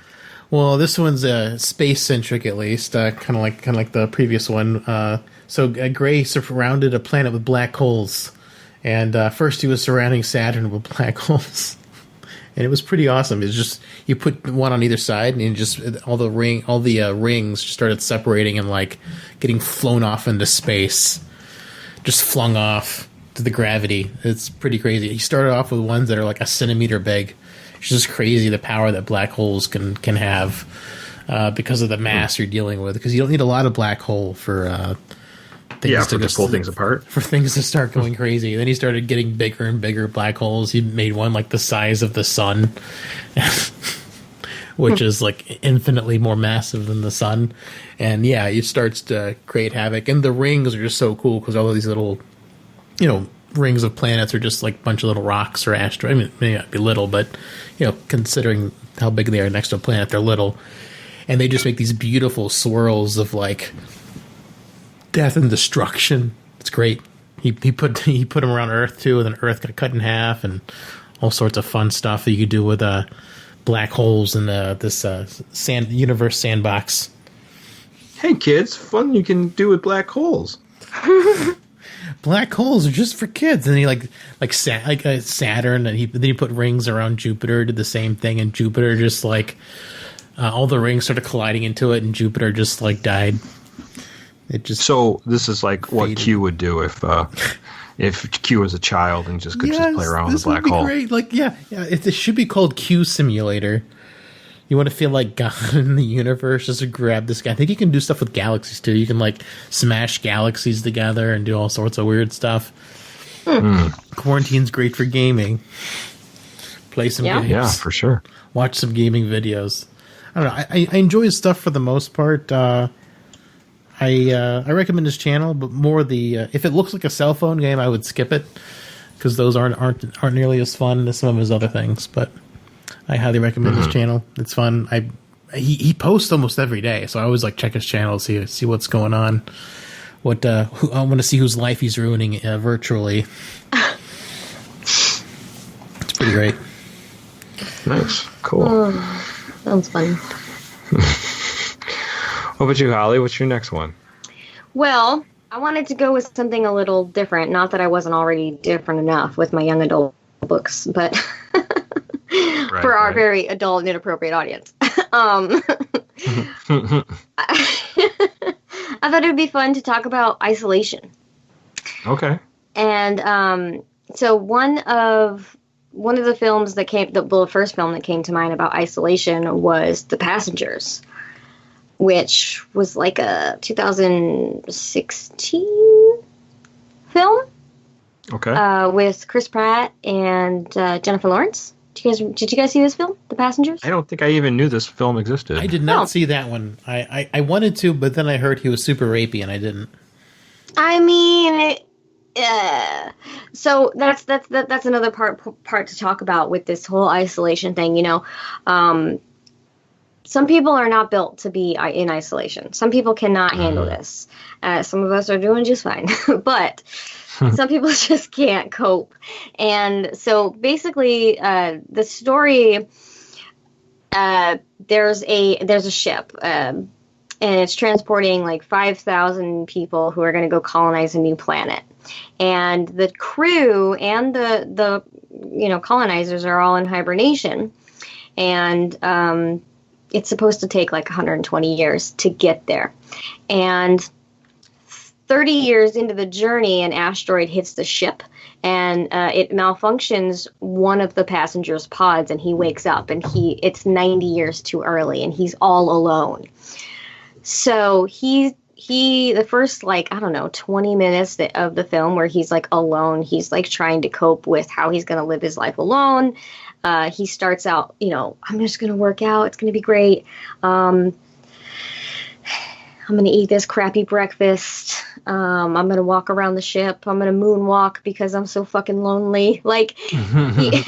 And so he stumbles upon the pod of a woman who's very beautiful, very attractive. And he looks her up and he finds out about her and why she's on the colonist journey, like why she's going to go colonize this planet, why she decided to leave Homestead. And so it's like he falls in love with like the idea of her. Like he falls in love with her because he's like he like obsessively watches her videos. Well, he fucks with her hibernation pod and wakes her up and lies to her and kind of tells her that his pod malfunctioned X amount of days ago and her pod must have malfunctioned too. And so they kind of they form a relationship, and then actually it's really fun because there's a robot who's the bartender, and he's a real fun little portion because for the most of the movie, he doesn't tell her that he's been awake and that he did this because he confides in his bartender, because who doesn't? And now I'm gonna get into ruining and spoiling the movie. So you have to watch it. It's fun. It's a really interesting concept on what you would do if you were stuck alone for 90 years. So yeah, fun film. The Passengers. You can watch it on Netflix. It's on Netflix. I'll check it out. Yeah, for sure. Basically he doesn't do well by himself, so he wakes somebody else up. Gotcha. Yeah. He should have woke up the dinosaurs. or the velociraptors. or the talking raccoon. Honestly, I think, what was he? I can't remember what he was. Or Aubrey Plaza. He's an engineer. So yeah, it's just fun. It's really interesting. Obviously, it's like a futuristic love story. Bad things happen, and like there's a reason why his pod malfunctioned. Okay. So like, there's a little bit of suspense in it She too. pre-sabotaged his. She was secretly in love with him. She did it. But no, yeah, it's pretty fun, and the effects are pretty good. It was a pretty good film. Came out while I was working at the video store. I was kind of obsessed with it, actually. Nice. So yeah, Check it out. Yeah, fun one. I don't think I even knew that one existed. Look at all the Sometimes things movies we're all come- learning. Yeah, exactly. Some movies come out and you're not aware that they even happened. So Yeah. yeah, sure. So that was your last one, right? Yeah, I had a couple other that were kind of about isolation as well. One of them has a point about exposure to germs. So I don't know. We could talk about that after, or I could bring them up now. It's up to you. Well, I'll go to my next one. This is Okay. another Star Trek one. I think we talked about Dave. I think we talked about this. Maybe the second episode, but This Side of Paradise. It's with the flowers that explode the seeds into everyone when they go that down was to the definitely planet. on. And That sounds like you mean impregnate. That sounds kind of it's creepy. almost. It's a little. It's a good. Actually, there's some good parts of the episode, but it's silly in its own right. It's like the Naked Now with flowers. So they go down this planet and they find that the planet doesn't have, like, nothing's growing in the planet. Everything's kind of staying the same. It's a colony, so it looks like an old farm. And when they get down there, and the away team gets hit by these flowers that shoot these spores, and they kind of like infiltrate the people's like brains, and they become subservient to the flowers, but more in a placid way. They're sort of like, isn't everything wonderful, and let's just hang out and enjoy ourselves here. And Spock gets his brain gets hijacked with this old acquaintance from years ago, and they kind of have like a love moment between each Burnham. other. Yeah, no, it's not Michael Burnham. Damn.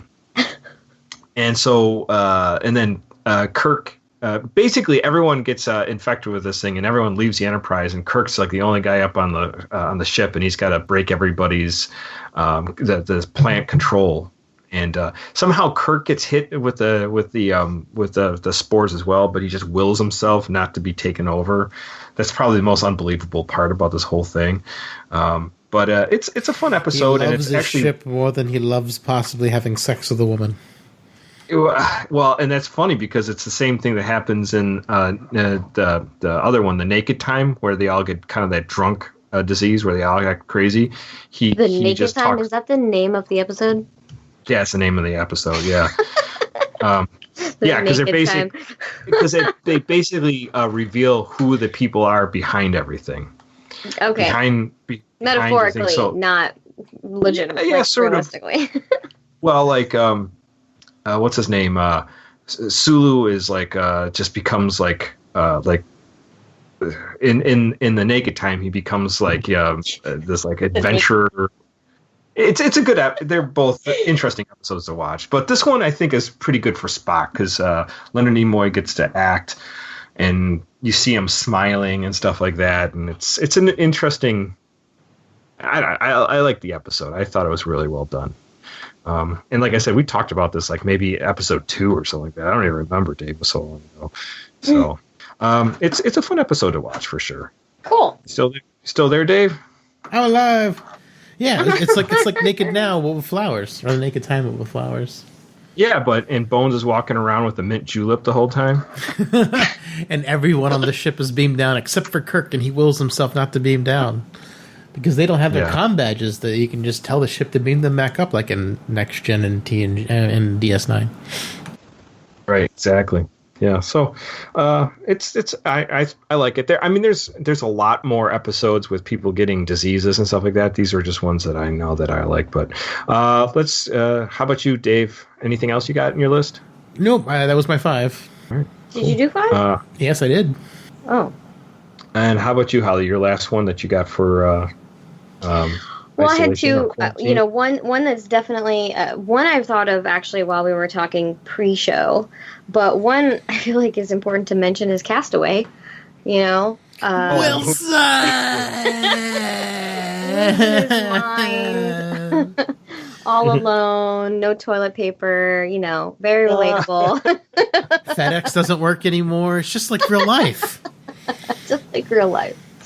So I thought that was a fun one to mention, but also there's another film based on a book called Everything Everything, and it's a book by J. Mills Goodloe. And the reason I thought about it was because David had mentioned something about some whack job talking about. Well, I won't say whack job. Let's not judge, but.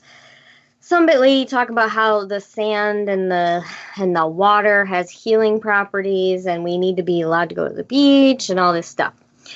And we were talking about immunity and being exposed to germs and how that helps your immune system. And there's this book, and the film is pretty good. I haven't read the book. It's called Everything Everything, and it's a love story, but there's this mystery aspect to it. And have you guys heard of this at all?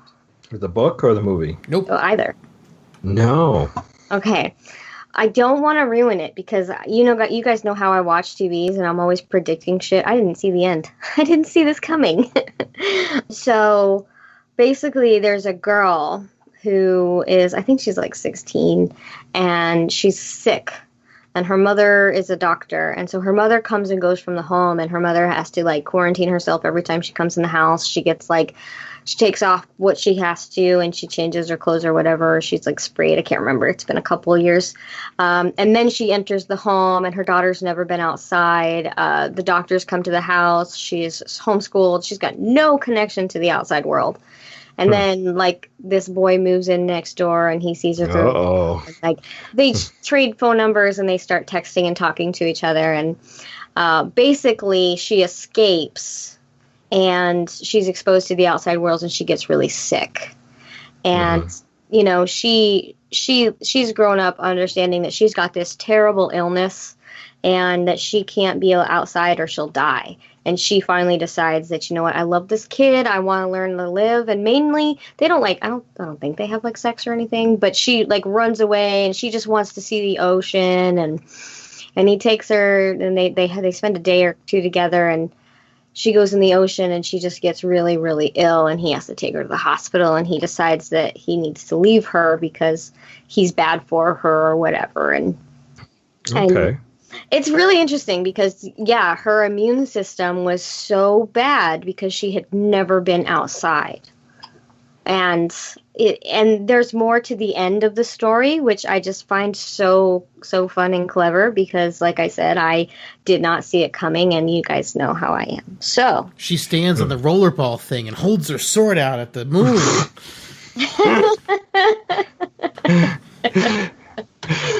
No, but it is a good movie. Like I said, it's like a romantic drama thing. It's cute, but it's like teen cute, but it is. I think it was done well. So I bet the book was written pretty well.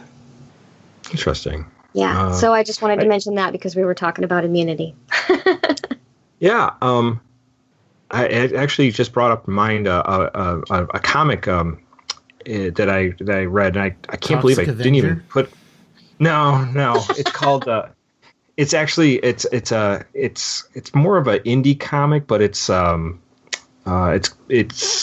called Black Hole by Charles Burns, and you can get this on like I mean, if you go to any like probably like Barnes and Nobles or any of your big stores, they'll probably have it in the graphic novel section. It's all black and white. But it is just amazing ink work that this Charles Byrne does, and it's all about these kids in the 1970s, and it's basically just sexual transmitted disease. And what happens is when they get this sexual transmitted disease, they mutate. What? And they get like they get these like some are more mutated than others. Like some are like something you can hide that nobody would see, and others are like their skin gets all like bubbly and stuff like that. And so like it everything's weird. So there's all this weird stuff that that goes on. But it's basically like falling in love, being young, all that stuff. But it's really well done. Just and fantastic comic. Obviously not for kids. This is, it does deal with sexuality and stuff like that. So, but really well done. But if you haven't checked out Black Hole by Charles Burns, check that out.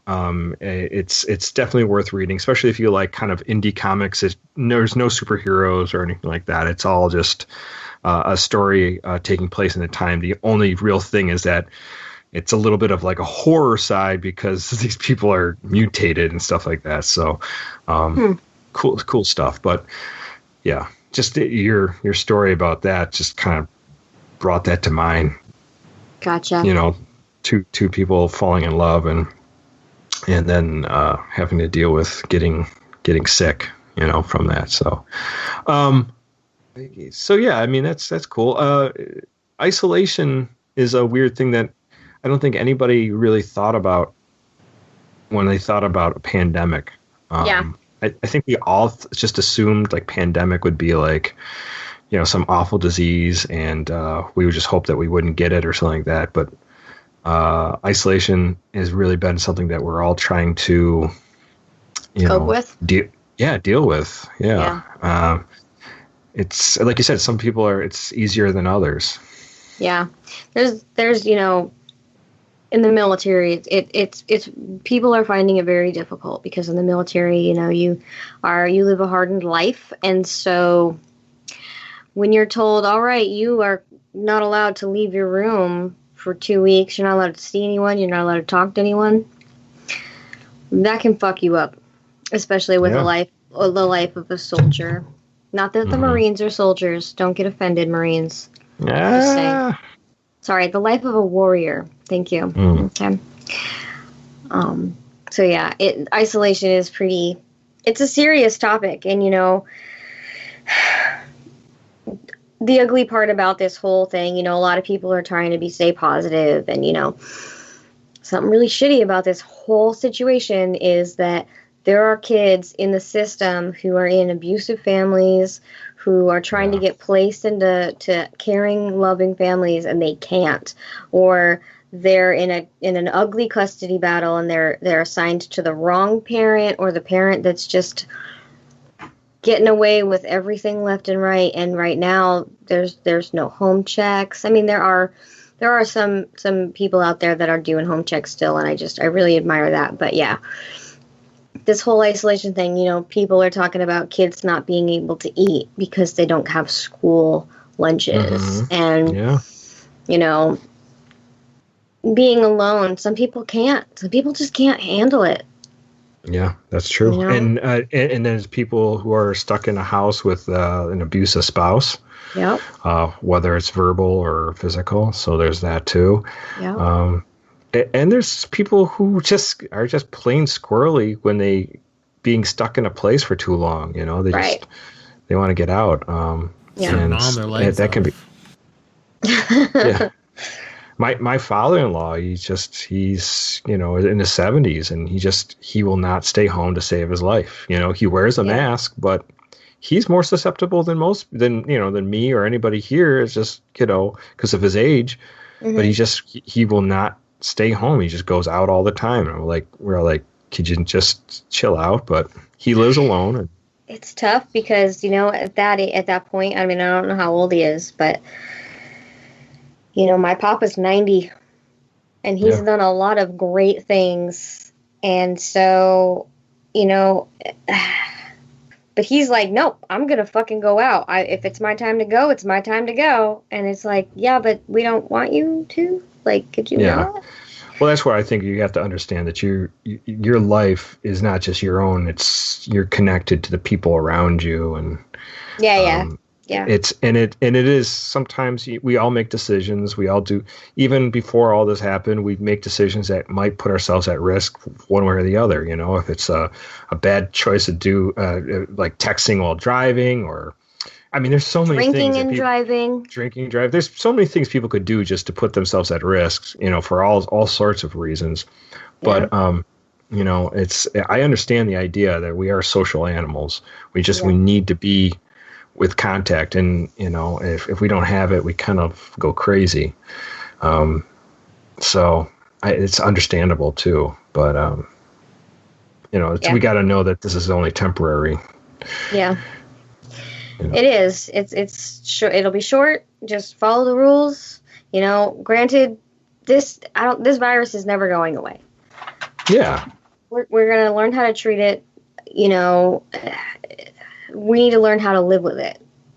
Yeah, it's not going away. And that, you know, that's the thing too. Is like we're all going to get this virus some shape or form in the future. Mm-hmm. The idea is to quarantine or to keep ourselves social distance towards everybody is to keep the hospitals and our healthcare system overloaded. from being overloaded. So hopefully we need time to find a way to inoculate people or treat it at least.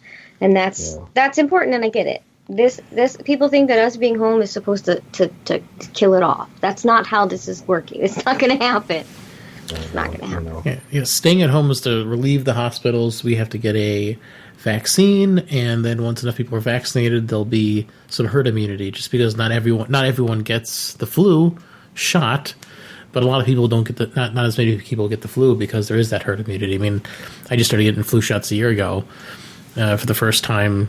I got one this year and last year, so those are my first 2 flu shots, but I haven't gotten the flu since I was like a kid. So I mean, like, herd immunity does work to a point, but people have to be vaccinated enough to have that help.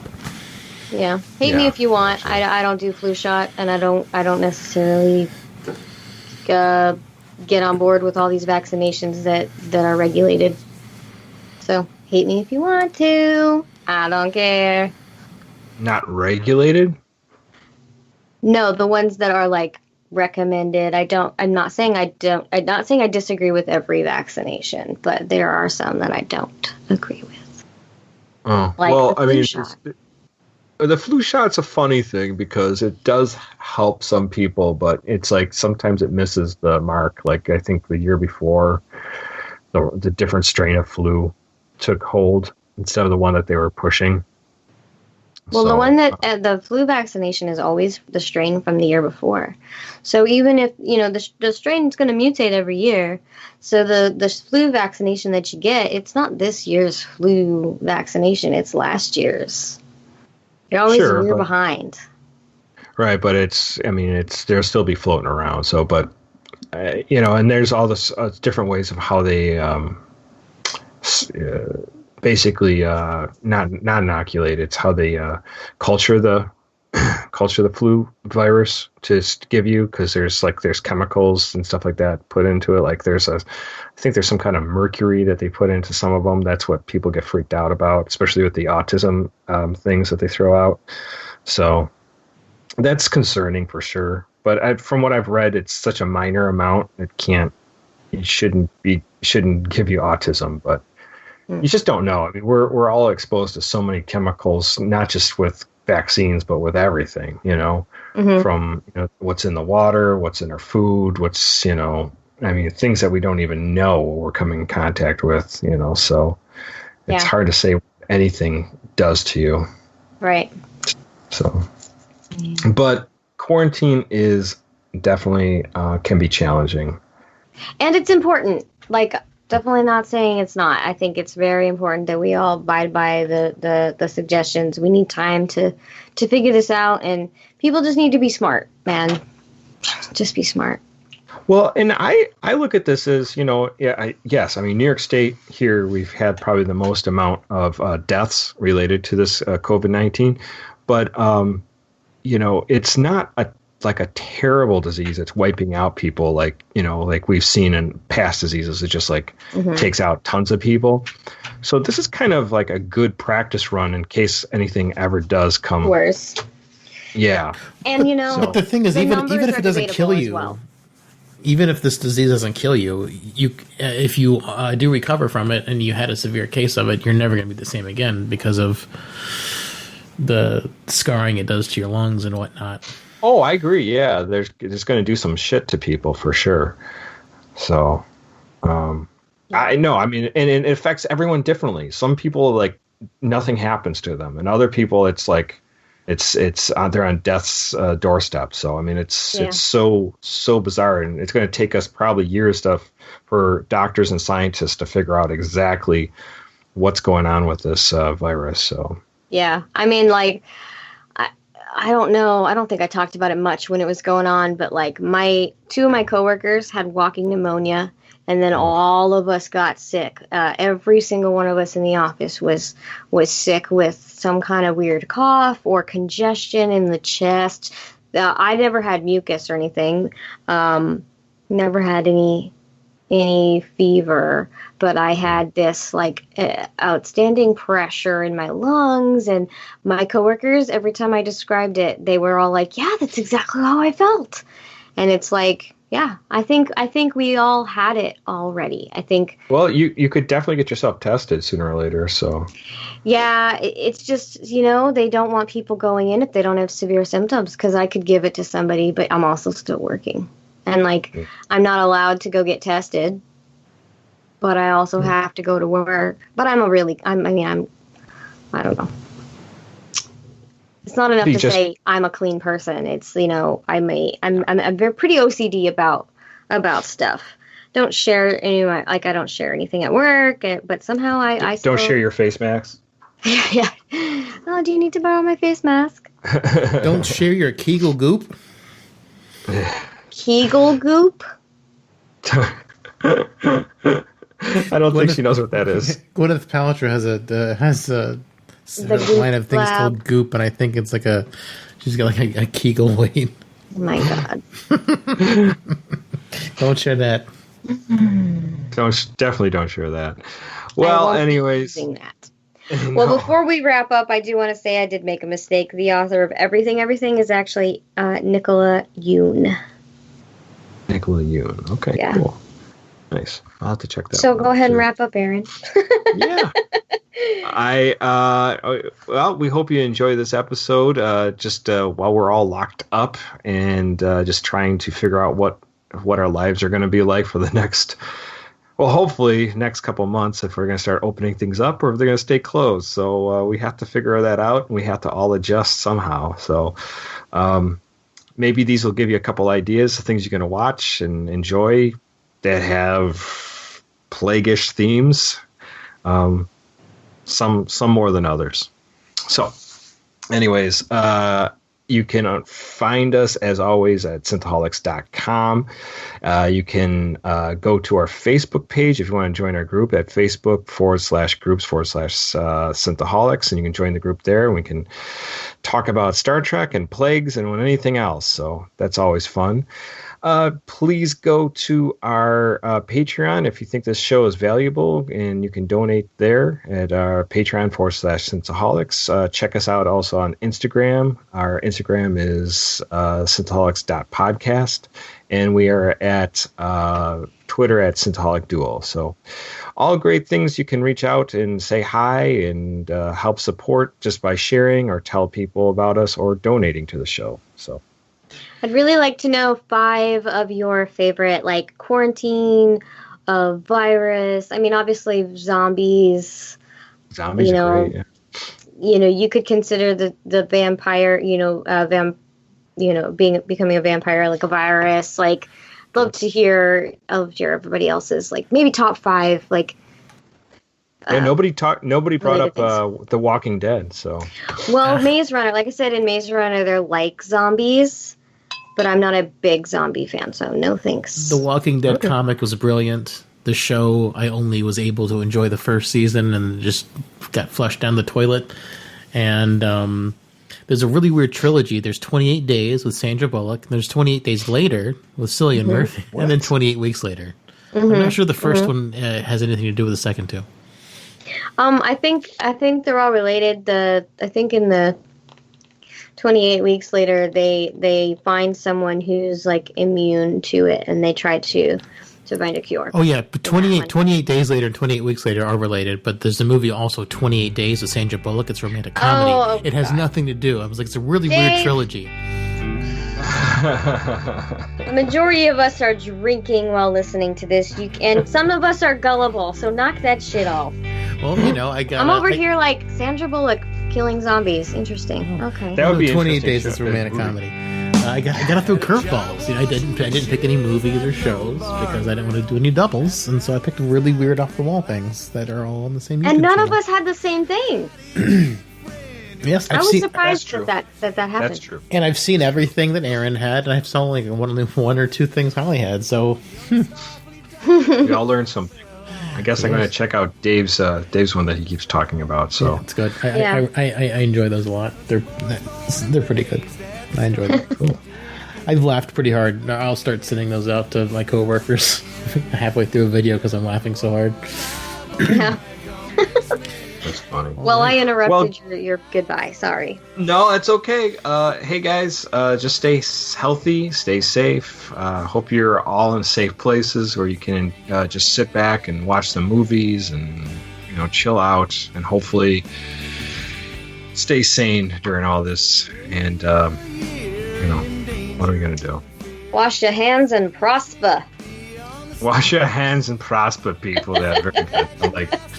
All right, guys. Take care. See you next week. Next week. Woo. Well,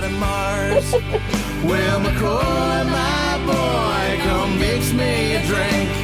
Before the night's over, I'll puke in the sink, and we'll cry till we laugh, and we'll both shit our pants. You're the best drinking friend I ever had.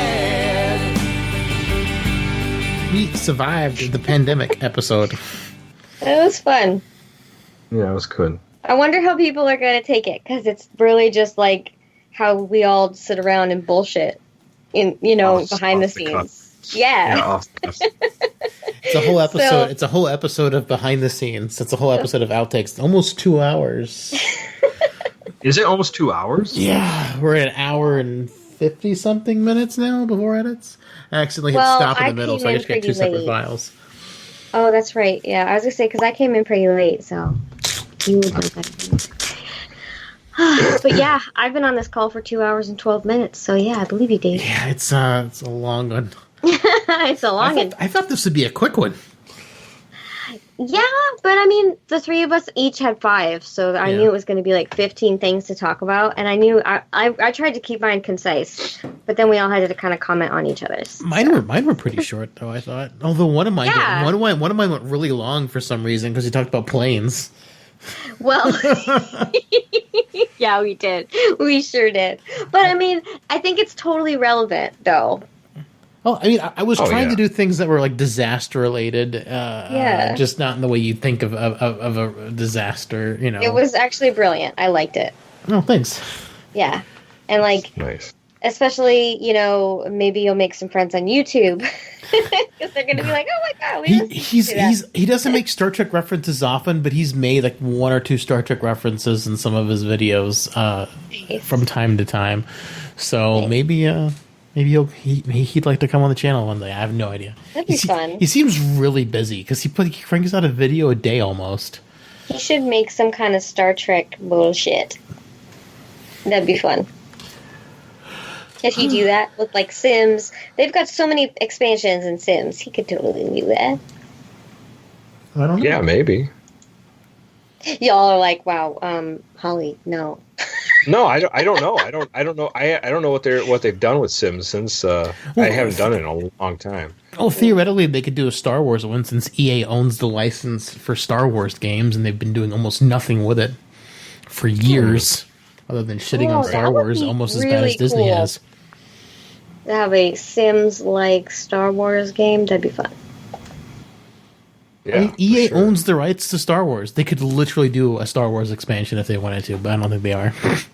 See, I stopped playing.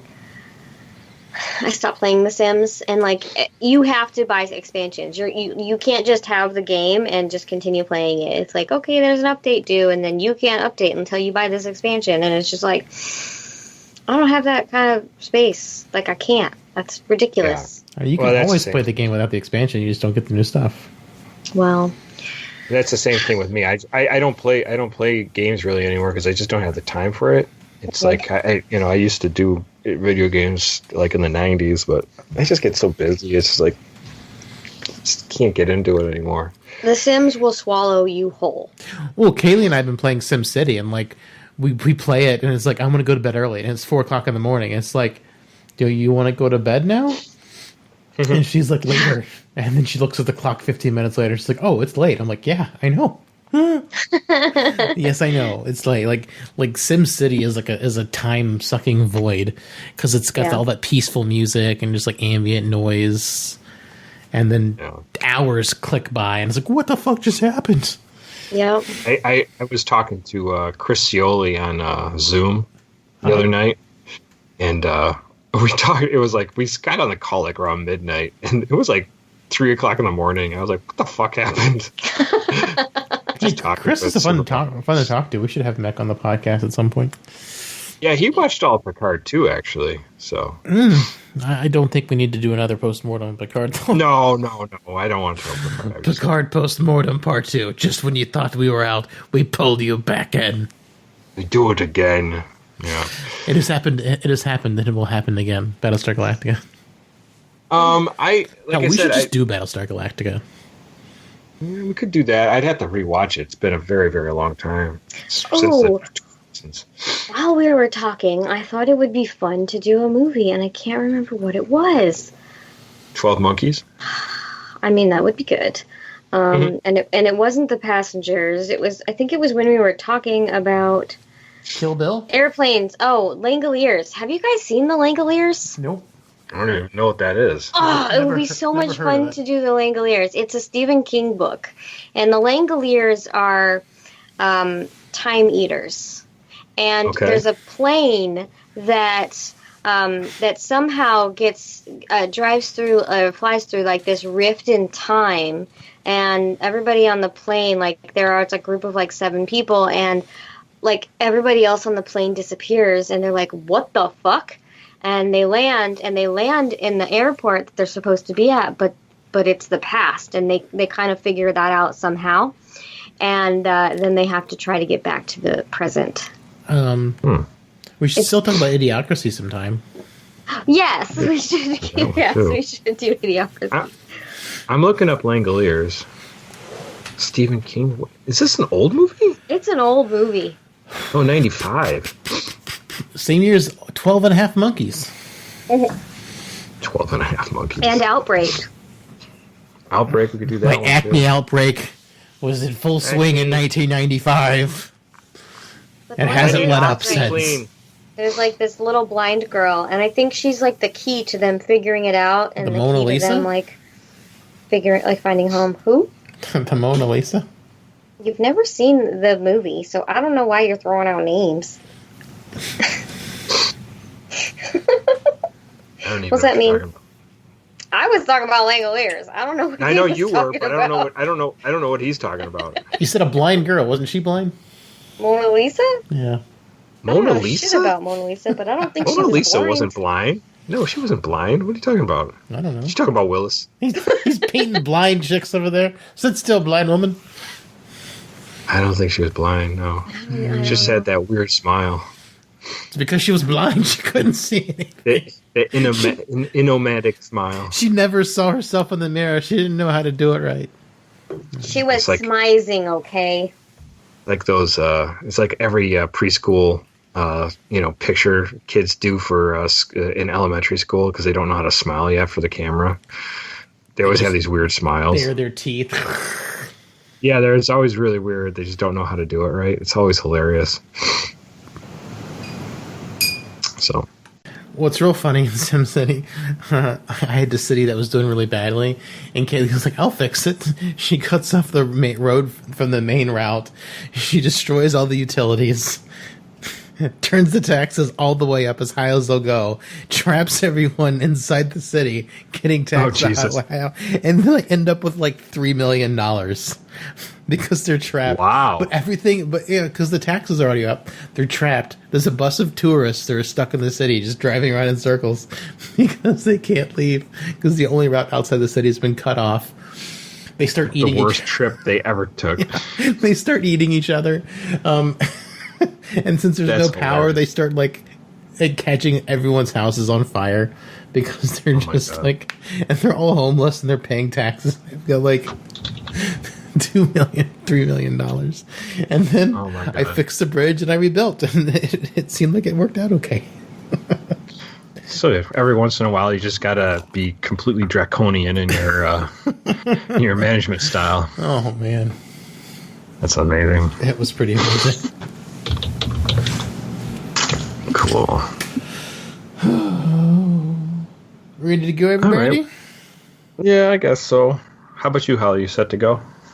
Yeah, I'm just there's right before I left work, I randomly asked the whole room. I was like, anybody got any favorite, pandemic or virus forms of media that they like? And this guy was like, well, there's a doctor here in California who has a podcast about the coronavirus. And I was like, seriously? So I'm just kind of trying to find that. But yeah, I'm good.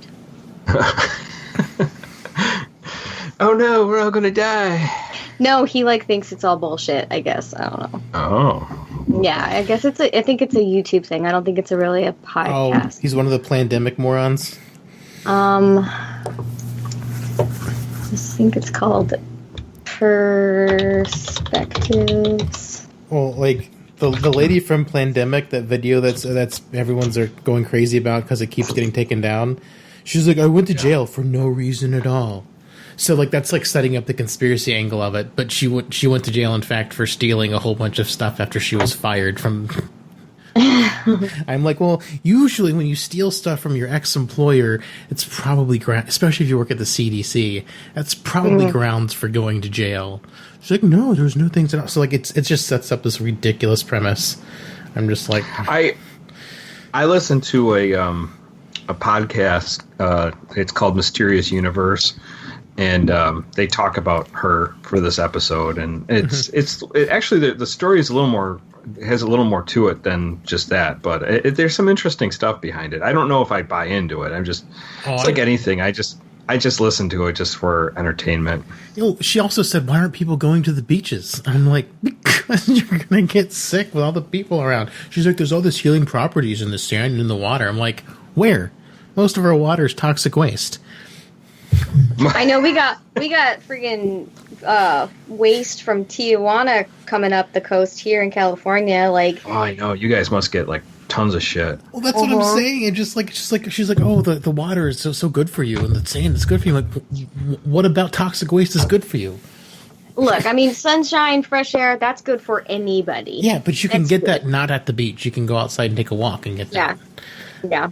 No, but she was specifically talking about the water and the sand, and I'm like, yeah, no. And she says closing the beaches is insanity. I'm like, no, it's not. Look, some germs are really good. Cocaine is a great drug. I mean, there are we can probably cite them, but there's a really good movie about. Well, actually, I'll just fucking bring it up on the show. But if you hibernate and stay away from all germs, the first time you're exposed to germs. Oh yeah. They say kids that grow up with dogs are more healthier because dogs get so much germs. So the kids get exposed to the germs. That makes sense. So they build immune systems up because I mean, to a certain extent, if you've never encountered a germ in your life, sure, but most of us have, and a lot of gamers are built for the pandemic lifestyle. They want to sit inside and play their video games. But gamers also like to go to conventions, which are super dirty, and they don't all die of a plague because they went outside for the first time in months. So I don't buy the you also people gotta getting sick remember of that though, their controllers, they're not sterilizing their controllers, their equipment. You know, Yeah, but they're also staying inside all the time, which is the whole point of them saying that staying inside is bad for you. You're going to lose your whatever you're going to lose from staying inside. Like, no, you're not. I mean, you do need sun to be healthy. You need vitamin D. That's what milk's for. You that's lose in Mountain added. Dew. That's how the Plus- gamers live. That is pus from an animal that you are not related to. And yeah, You said pus. that's what milk is. Milk is just utter pus. And Milk is not utter. and they have to add vitamin D into that nasty crap.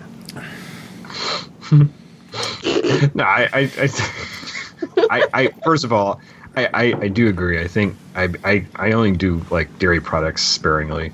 I do like dairy products, but I don't because it is a little gross because you are drinking milk. I from just a flavor can. my coffee with jizz. Ugh. Yeah, I mean, essentially, you could be. You don't know. You don't know. You just drink Salty. whatever like stuff is in the jug. That's true. Could be anything. He says. The jizz shake brings all the girls to the yard. And they're Oh, Yeah. I do make exceptions for milkshakes. They are pretty good. So, I like cheese. what do you like? I like cheese, which is moldy cow pus. Oh, cheese. Oh, yeah, cheese is awesome. Yeah. Cheese is the best. All right. Well, let's get into this podcast. let's get into Yeah, I know, pus. Get into pus. The pus factor. Starting a new file.